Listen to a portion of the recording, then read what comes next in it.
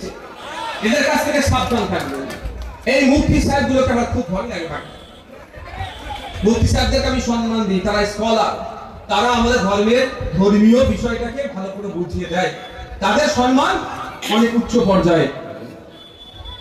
মমতা ব্যানার্জি আমাদের কত কথা ভাবে দেখো, আমাদের ভাইদেরকে মালদা মুর্শিদাবাদের লোকেদেরকে উত্তরপ্রদেশ হরিয়ানাতে মারছে, এটাকে মমতা ব্যানার্জি মিছিল করছে। যদি মমতা ব্যানার্জি সত্যি মিছিল করার দরকার ছিল কলকাতায় নয়, দিল্লির রাজপথে গিয়ে পার্লামেন্টের সামনে গিয়ে ঘন্টায় বসার দরকার ছিল।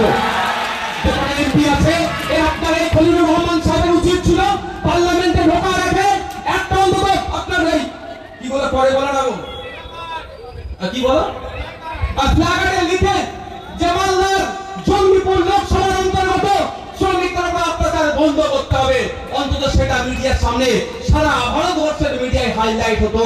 এটা তাহলে ভাবতাম, এটা উনি করেননি। উনি এখানে এসে গল্প শোনাচ্ছে আর শুভেন্দু অধিকারীর সাথে রাত্রিরে ঠিক হয়তো যোগাযোগটা ঠিক রেখে দিচ্ছেন। ভুল বলছি নাকি? ফেস টাইমটা একবার চেক করে দেখবেন। আইফোন আছে, আইফোন হাতে কি ফোন থাকে? আইফোন।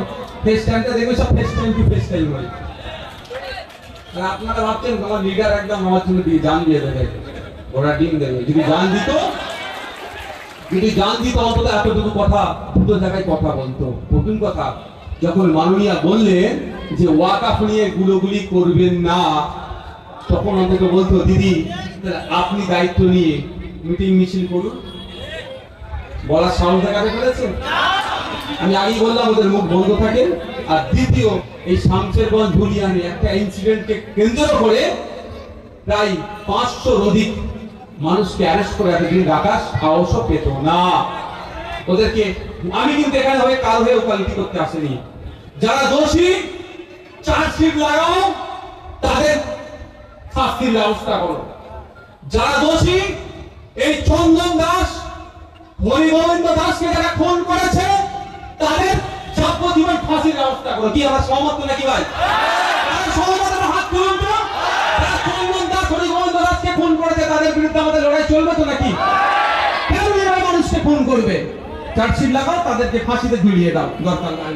কিন্তু সেটাকে কেন্দ্র করে কোন নিরীহ মুসলিমকে আটকে রেখেছে, এদেরকে জামিন দিতে হবে, এইটুকু বলার স্বাধীনতা আপনার এমপি এমএলএ আছে তো? আমি চ্যালেঞ্জ করে যাচ্ছি, আজকের পরে হয়তো এমপি এমএলএ কিছু বক্তব্য দিতে পারবে। মিডিয়ার বন্ধুদের বলবো, এই কোশ্চেনটা করবেন যে 500 অধিক মানুষকে ধরেছে, সবাই দোষী না, মধ্যে অধিকাংশ নির্দোষ। আমি চ্যালেঞ্জ করে বলছি, ওদের কোনো ক্ষমতা নয়, মমতা ব্যানার্জি এই ক্ষমতাটা নেয়নি যে যাদেরকে অ্যারেস্ট করেছে তাদের মধ্যে সিংহভাগ নির্দোষ, এটা বলার ওদেরকে ক্ষমতা স্বাধীনতাটুকু দেয়নি। জিজ্ঞাসা করবেন মিডিয়ার বন্ধুরা, কি বলছি বুঝতে পারছেন না?